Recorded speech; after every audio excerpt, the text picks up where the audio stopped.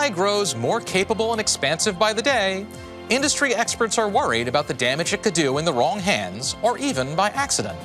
Two of them join me on why they're calling on world leaders to step in. Then, is age just a number when it comes to our politicians? We'll discuss ahead. Artificial intelligence is everywhere these days, with programs like ChatGPT threatening to revolutionize everything from education and marketing to television, shopping, manufacturing, and even healthcare. Boston Children's recently posted a job opening for an AI prompt engineer to integrate ChatGPT into healthcare. And the hospital has already used AI to read patient scans and predict how long they will stay in the ICU. But with a lot of progress comes a lot of concern. And calls are growing for government officials and world leaders to step in.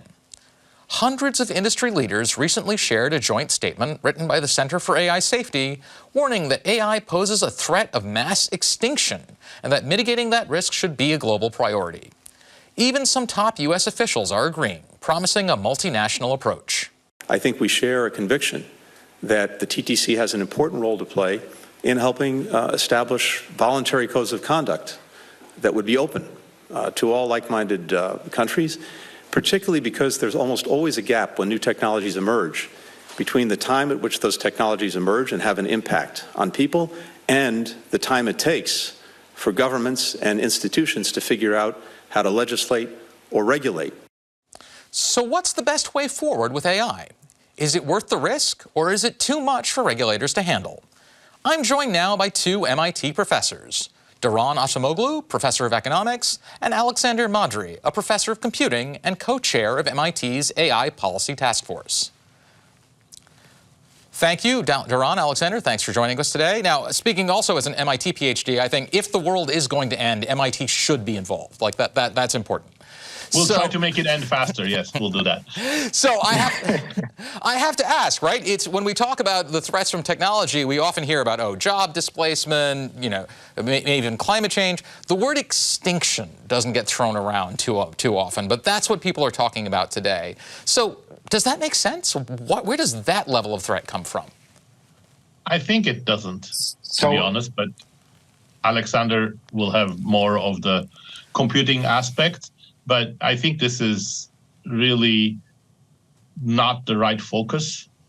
It exaggerates the capabilities of the current technologies and makes us shift the focus from the more mundane damage that these new models are likely to cause in terms of misinformation, job displacement, democratic threats, and all sorts of small things that are going to be part of our lives as these are rolled out in an uncontrolled, unregulated manner. Yeah, so just if I can kind of add something to this, we have to realize that AI is technology that is changing everything, like every aspect of society. And even though I agree that the current technology, I don't think it has a threat of extinction. I think all these calls talk more about what might happen in the future and us being prepared for that. Having said that, I agree with Daron that we really need to pay attention to these more immediate threats and dangers here. And yeah, I hope that a lot of regulation that we will be working on as a country will focus on that too. If extinction seems like an overestimate of the threat problem, then in the next 5 years, what is it that you're most worried about from AI? So first of all, I'm not sure what happens in 5 years. That seems like an eon in the context of AI. But the things I am very concerned right now are essentially the fact that much of our society is driven by informational spaces, in particular social media and online media in general. And AI, in particular generative AI, brings about a lot of problems, exacerbates a lot of problems that we know already. So think misinformation, think spam, think spear phishing, think blackmail. There's also this threat of what I would call individual persuasion, where essentially you can have now not just the same message spammed to many people, but actually individual message or even conversations that you could have with different individuals trying to persuade them to do something like buy a particular product or maybe vote for a particular candidate. There's also more traditional questions like perpetuation of biases. A lot of AI systems are trained on data that does not properly reflect our societal principles. And that's a problem. And then there is a question of restructuring the job market, which is something that Daron is particularly well suited to talk about. So these are the things that I'm really worried about. These are the things that are happening right now, and we need to act. So Daron, all of these seem like problems that we're already seeing at some level from other sort of maybe less advanced technologies. How much worse is this than the election interference and spam calls that make my cell phone unusable? Than what how much worse is it than what we're already seeing right now? I don't think that we know the answer to that, because as Alexander also emphasized, generative AI is advancing very rapidly. But your instinct is right as far as I'm concerned. There is a lot of continuity with the digital technologies of the last 20 years or with earlier versions of AI. I think we can learn a lot from what those technologies did, in what ways they failed, in what ways they made the problem of democratic discourse, forming information exchange, or increasing productivity without displacing workers, how all of these things became much harder. And once we learn those lessons, I think there's a lot that we can do in the domain of generative AI so that we use these technologies more responsibly. But what I worry about is, again, the hype.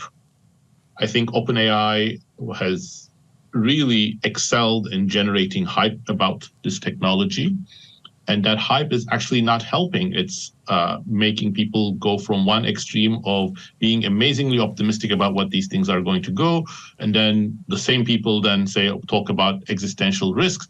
But we just leave the nitty-gritty of regulating these technologies, integrating them in a responsible way into our businesses, into our social lives, by the wayside. So if I were to dive into the hype for a second, it strikes me that how much of this is people talking their book, right? If I was the CEO of an AI startup, my technology is so powerful it might end humanity, is warning, but it's also telling the world just how good I am at what I actually do. Is that part of what's driving it? 100%, 100%. I think the AI community has really excelled in generating hype. Part of it is because it elevates them socially. Secondly, it makes all sorts of investors become much more excited. And third, some of this hype is presented in such a way that actually makes their competitors fall into a difficult position. So Sam Altman says, oh, it's existential risk. We should definitely regulate AI, but don't slow down our own training. So what that means is that we don't want our competitors to do very well. So I think there's a lot of self-regarding sort of justification here, as well as a very clever attempt at making ChatGPT, GPT-4, appear much more capable than they really are. Alexander, is that your take too? So I just want to add a bit different comments. I think there is indeed a lot of different parties trying to push very different messages. Actually, what happened is not only that there is a group of people you would call trying to hype the dangers of AI, although again, I don't think we should dismiss all of that. Like, I think there is some merit. It's like, think about when we were developing cars. If someone started talking about climate change, we probably would not view it. It would be a legitimate concern, but maybe not the most immediate one to tackle. What is interesting is that, there are people that Daron refers to, but then there are people who are kind of on the opposite of this, which is like, it's called like this crit hype. It's essentially just like criticizing AI, which also became a very well represented and very active topic. And kind of what happens as a result, and we know this already in different contexts, is that there are these two different groups that are kind of polar opposite of each other, but actually most of the people are in the middle. And kind of these people are not getting the oxygen to talk about the ideas, because these are the people who will actually fix things and will actually make them right. So that's something that I am worried about in this space. So if they're not getting the oxygen, let's give them some. If there is a need for regulation of this environment, what are your suggestions for the principles that should guide it? How do we think through shaping this technology that seems like it's changing the world almost on a day-to-day basis? Alexander, do you want to start? Well, there is no like short answer to this. So actually, from my conversation with the policymakers, is like each one of them ask me the version of this question, and I say, there is no silver bullet here. This is a technology that touches on every facet of our society. And there's a reason why our legal system is so complicated, because these different facets are so diverse. There's no silver bullet, but let me give you 5 policies that I think we should consider. First of all, these models completely expropriate data that other people generated for other purposes. Without Wikipedia and the boundless energy that thousands of people, tens of thousands of people put into Wikipedia, these GPT models wouldn't be half of the wiseness they have. So why are we letting these people's data to be exploited? So we need some sort of data regulation and property rights on creative data. I think this is actually central to the WGA strike right now.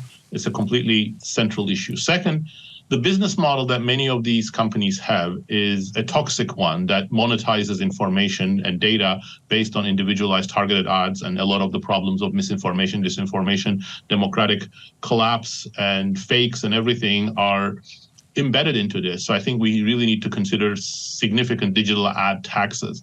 Third, I think these companies are among the largest companies humanity has ever seen. We should seriously talk about breaking them up. Fourth, our tax code subsidizes using capital and algorithms instead of people, and that creates an excessive bias for automation. So I think we should try to level the playing field. And fifth, I think we should think of reforms of the AI community more broadly, so that AI researchers actually work in using these technologies in human-friendly ways, trying to make humans more empowered and more productive. I think that comes from incentives, market policy. It seems like the nature of the AI instruments that we're building is that the larger the data set, the more powerful they become, which suggests that there may be sort of feudal-style market structures driving towards concentration. What's the set of policies you could adopt that would allow you to still build the data sets that make maximally powerful AI systems that are, useful and valuable, while still preserving competition and preventing the sort of monopolies that might make dangerous? Well, I think that's a very, very good point, but I will pass that to Alexander as well, because I think the evidence that there are huge increasing returns to scale to more and more data is actually not so conclusive. Second, a lot of the bigness of these companies comes from the fact that they have acquired lots of businesses in somewhat unrelated things. Whole Foods by Amazon, WhatsApp competitors, Instagram competitors by Facebook. So that's not necessarily a natural data externality or data increasing returns issue. And third, there's a lot of evidence showing that many of these companies acquire and kill many competing ads, sort of the so-called killer acquisitions. Again, makes the whole thing much less competitive and themselves very big. Alexander? Yeah, so a couple of comments on that.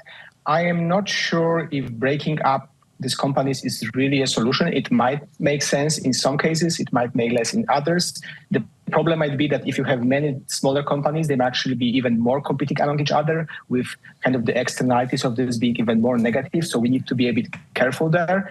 Also, some of the big companies in this space, like OpenAI or Anthropic, they are very focused companies actually. So it's not that they are acquiring that much. There's a good question about the kind of how much there is how much you can benefit from the scale. I do agree with Laron that this is still, we have seen some promising developments in this space, or essentially some positive evidence. I would not call this evidence conclusive. And I think understanding that will be actually key for us to understand how the supply chain, how the market will be structured kind of long term, and whether there is some need for regulation and correction of that. But again, I do think in terms of regulation, first of all, there is a lot of regulation that already exists, and it touches on many AI-related topics, and we should just figure out how to enforce and translate it. And the other aspect is that essentially policymakers should, and I think they do, pay attention to what's happening, look for the unintended or kind of negative outcomes, and be ready to counteract them. Maybe this will require a new agency that is focused just on doing that. But yes, definitely we need to keep a very close eye on that. Well, I'm sure this won't be the last time we're talking about this. Doron, Alexander, thank you so much for joining us today. Thank you for having us. Thank you.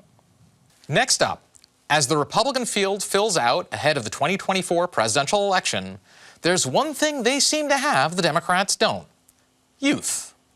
Of course, the frontrunner, Donald Trump, is the major exception. Just a few years younger than the octogenarian in the White House, the Democrats' likely nominee. But while every Democratic candidate who has so far entered the race would be 70 or above by Election Day, the rest of the GOP candidates and presumptive candidates have an average age of 57. And the decades-long age gap seems to turn off a lot of voters. An NBC poll taken when President Biden announced his re-election plans says yes. 70% of voters said Biden should not run again. 69% of those cited his age as a factor. So, are the Democrats setting themselves up for a candidate who doesn't stir the base? Could it provide another pathway for Trump 2.0? To discuss, I'm joined by former Massachusetts State Senator Eric Lesser and White House aide during the Obama administration. Eric, thanks for joining us today. Thanks for having me, Gautam. Quite a wind-up right there. so let me put this in perspective. Yeah. If Barack Obama wore glasses and a fake mustache like Bobby Valentine and decided to run again for the presidency, he would be 61. Either between 10 and 20 years younger than any of the candidates currently running for the Democratic nomination. Is that a problem? Well, I don't think that the age per se is the problem. The issue is are the ideas that are being put on the table actually exciting and motivating for a generation of young people? And I think the answer there for Biden is yes. Look at what he's done with student loans. Look at a historic achievement that's helping millions of people in that young millennial and Gen Z cohort. He was elected in 2020 in large measure because of unprecedented support and turnout from young people. So let's see how this plays out. As you had mentioned, the front runner on the Republican side, Donald Trump, is himself of an advanced age. So I think voters, when they look at what the candidates stand for and the ideas that are animating each of their respective campaigns, I think you're going to see a lot of excitement come out from young people. And by the way, a lot of this commentary was there in 2020, and you saw record turnout, especially record turnout among young people for the Democratic nominee. Right. So it's empirically clear that youth turnout is higher than we would expect it to be. Right. It's noticeably higher. It's not not a sort of greatest generation high, but it's really noticeably high. But how much of that was just a function of them voting against Trump as opposed to voting for Joe Biden? I don't think so. I think you've actually seen a trend in recent years of young people in particular moving to the Democratic Party. You mentioned the historic Obama campaign in 2008. That was for sure a watershed moment. And you've seen in every presidential election really since then, younger voters, millennials, Gen Z, moving to and supporting Democrats in higher and higher numbers. That wasn't always the case. For example, in the 1980s, a lot of young voters gravitated to the Reagan campaign. So I think it has more to do with the underlying messages, whether it's climate change, which we know is an animating issue for young voters. I mentioned and we talked about the student loan issues. Again, very, very big issue. Or the growing issues around tech and tech policy and privacy that are also of importance to young people. You see time and time again the position on climate, the record that this president has on tackling climate change, and the work around student loans and student debt, I think are going to position him very well to generate a lot of enthusiasm. So why isn't that showing up in his numbers? Yeah, well, I think that there is enthusiasm. He outperformed, and the Democratic Party dramatically outperformed expectations in 2022. Some of this is the natural ebb and flow of an election campaign. We're far away from people focusing on a presidential campaign right now. We've got much more urgent issues. A debt ceiling deal just panned out. Let's see where things go. I do think that as the stakes become crystallized in this election cycle, as we get closer to it being a real contest and a real choices being out in front of voters, that you're going to see more enthusiasm. So how much of this is actually sort of the background story is actually about Kamala Harris? That Republicans think that she's not, notice that her favorability numbers are not high, and going after Biden on his age is a way of saying, well, if you're voting for Joe Biden, you're really going to get her. I mean, I'm not going to psychoanalyze the Republican tactics. That would need somebody with far more expertise than me to look into that. But what I would say is actually I think Vice President Harris has been incredibly popular and effective at motivating parts of the Democratic base, and is going to be a really important part of the strategy for success, both President Biden's reelection and, of course, Vice President Harris's reelection. And I think, we'll see how this plays out. But again, people are smart, and they're going to see a choice on the ballot on climate, on the economy, on worker training, on student loans and student debt, and they're going to make a choice based on whose positions and whose policies are going to best animate and support their 30, 40-year headway that they've got where we need to see progress on these issues. But let me push you on this a bit, Eric, because I was at the 80th birthday party for a dear friend who was very active in politics for his whole career. And he said, 60 is the new 50, and 70 is the new 60, but 80 is still 80. That's a big change. And, I got to say, I'm 44. I don't feel quite the way I did when I was 22, right?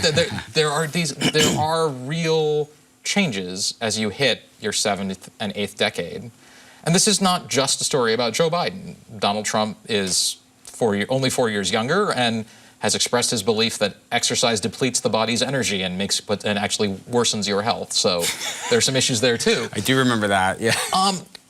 Is this not something that the American public has the right to be deeply concerned about? That we are putting extraordinary power in the hands of people whose medical status is not real? We can't be all that certain about. Well, to challenge that, there's been absolutely no substantiation of any question about his medical capacity. So just putting that, that should be stopped, because there's absolutely nothing to indicate, and there's been no reason to believe that that's the case. So putting that aside, obviously asking questions about people's fitness and capacity is fair. The president has said that those are fair questions. Judge it by the record. This has been the most successful period of lawmaking in Washington in a very long time. Even the debt ceiling negotiation that just passed is one of the most bipartisan votes in modern history in Washington. So there's an incredible record of accomplishment there, and voters are going to look at that and they're going to make their own decision. It's certainly, obviously, a matter of public record, his age.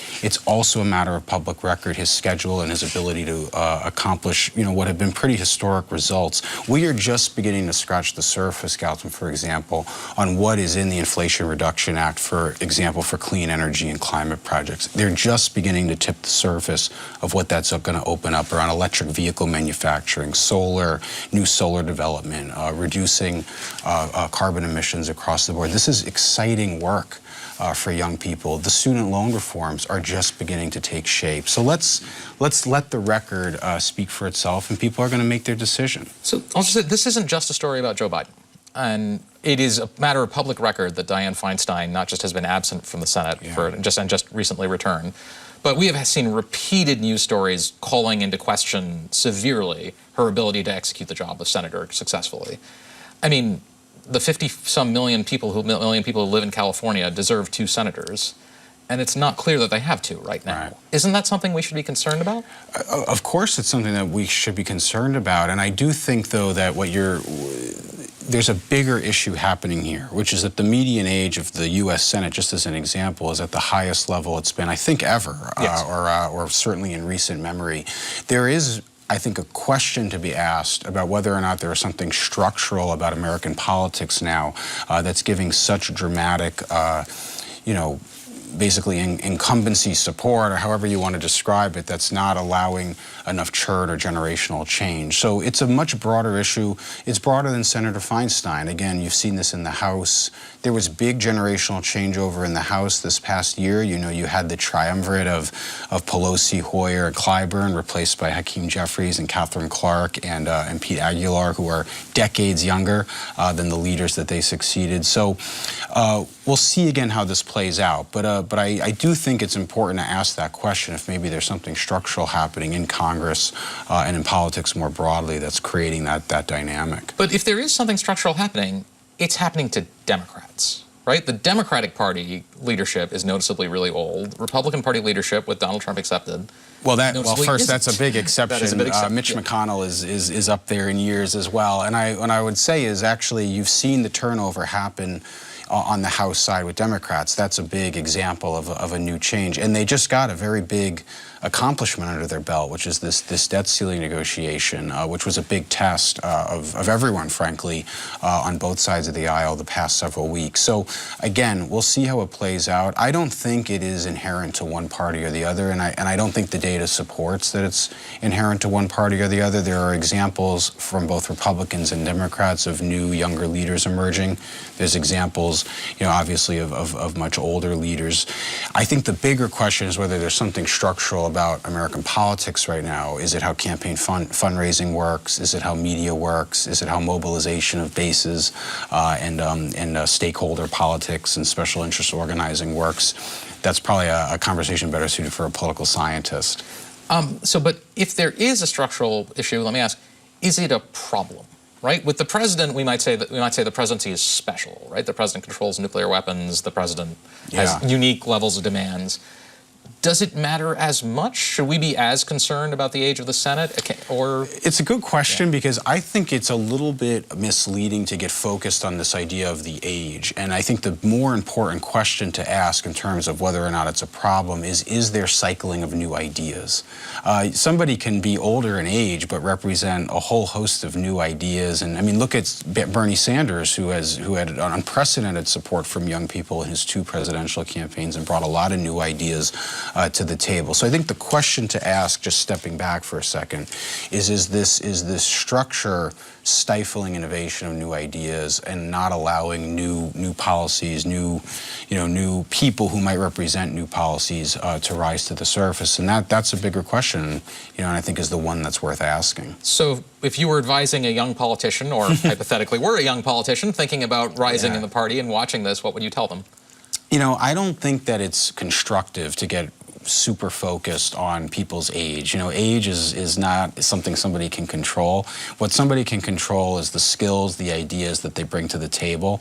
And what I would kind of encourage young people entering politics to do is to work on piercing through on just saying something genuinely new. A young person could run for office saying the same things that everybody else used to say, and there's not going to be much added. So step back and think about what are you offering in the conversation that's new and that's genuine and that will help solve people's problems. And I think if you're still running up against those headwinds, then we're talking about a bigger structural issue. Eric Lesser, thank you so much for being with us today. Thanks for having me. That's it for tonight, but come back tomorrow for Talking Politics. Adam Riley and his panel will take up why the Massachusetts legislature is moving slower than it has in decades. Plus, what the rest of the state could learn from Boston's push to make its streets safer as deaths caused by bad driving pile up. That and more tomorrow at 7. Thanks for watching. I'm Gautam, and good night.